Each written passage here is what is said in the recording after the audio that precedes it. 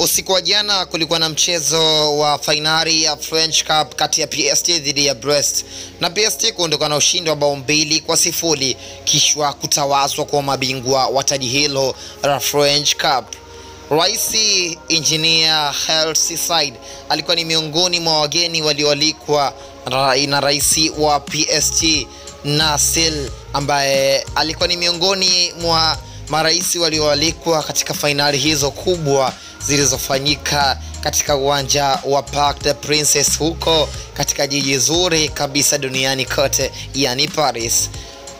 Rais huyu Engineer Hersi, ambaye anabeba nyazifa ya uwenyekiti wa vilabu vyote barani Afrika, alialikwa na rais huyo wa PSG kuzungumza mambo ya football katika swala la kueneza football barani Ulaya pamoja na duniani kote kwa jumla.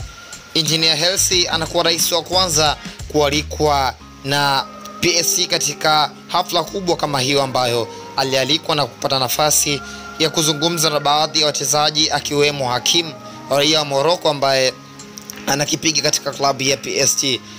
Rais Engineer pia alipata nafasi ya kuzungumza na baadhi ya nyota ambao wamekuwa wakifanya vyema ndani ya PSG akiwemo Kylian Mbappe, mwamba ambaye amekuwa akifunga mabao siku hadi siku, mwamba ambaye amekuwa akisaidia PSG kutoa kila taji ambalo wamekuwa na uwezo kano wa kuingia finali ama kutoa taji hilo. Engineer Hersi anaendelea kuandika rekodi kubwa duniani kwa kila kitu ambacho ameendelea kukifanya. Huyo ndo rais wa Yanga, huyo ndo mwenyekiti wa vilabu vyote barani Afrika. Hii ni Limel Online TV, usahau kusubscribe na kutana na alama ya notification ili kwanza kupata taarifa zetu.